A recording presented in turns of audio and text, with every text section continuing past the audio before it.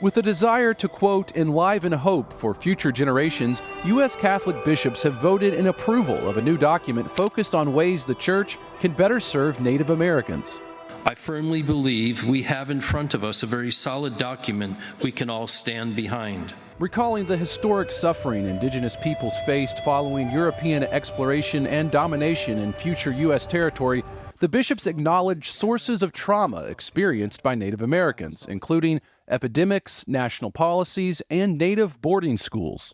The bishops state the family systems of many Indigenous peoples never fully recovered from these tragedies, which often led to broken homes harmed by addiction, domestic abuse, abandonment, and neglect. The Church recognizes that it has played a part in traumas experienced by Native children. In their new document, Keeping Christ's Sacred Promise, a pastoral framework for Indigenous ministry, the bishops add, "We apologize for the failure to nurture, strengthen, honor, recognize, and appreciate those entrusted to our pastoral care." Moving forward, the Church leaders hope to foster healing and reconciliation, set up listening sessions with Native Catholics, and invite them deeper into the sacramental life of the Church.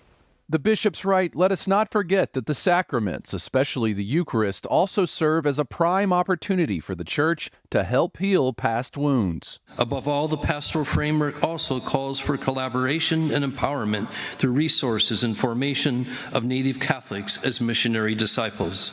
The document, approved by bishops at their annual spring meeting Friday in Louisville, Kentucky, includes the input of Native Catholics themselves and offers suggestions for the pastoral care of Indigenous youth, young adults, and families. The bishops encourage Native Catholics to take an active role in the renewal of their faith communities, and they note that Indigenous traditions can find expression in worship, writing, "Traditional rituals that complement and are compatible with Catholic doctrine and liturgical practices enhance the prayer life and religious experience of the people."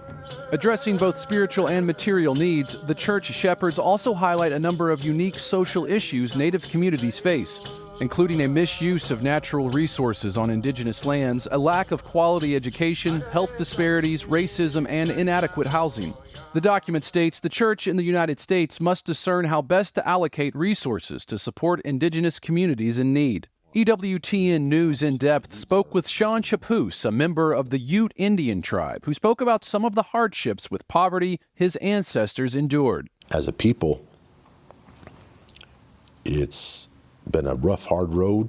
I mean, I feel for my father, my grandparents, the life they had to live. You know, back in them days, they didn't have electricity, they didn't have running water. He says the Utes have been strengthened by trial. Because of their resilience and their strength, we as a people have prospered.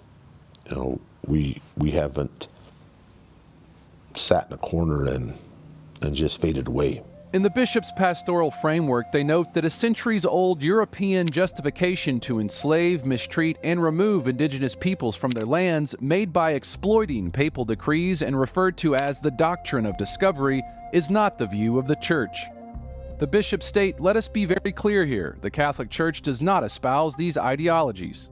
Pointing to the Catholic missionaries who cared deeply for Native people's spiritual and material well-being, and recalling the lives of inspiring Indigenous saints like Juan Diego and Kateri Tekakwitha, the bishops hope good examples of faith from the past and a framework for the present can pave the way to holiness. They write, "The Church must convey the truth that its doors are wide open to Native peoples and their families." Mark Irons, EWTN News In Depth.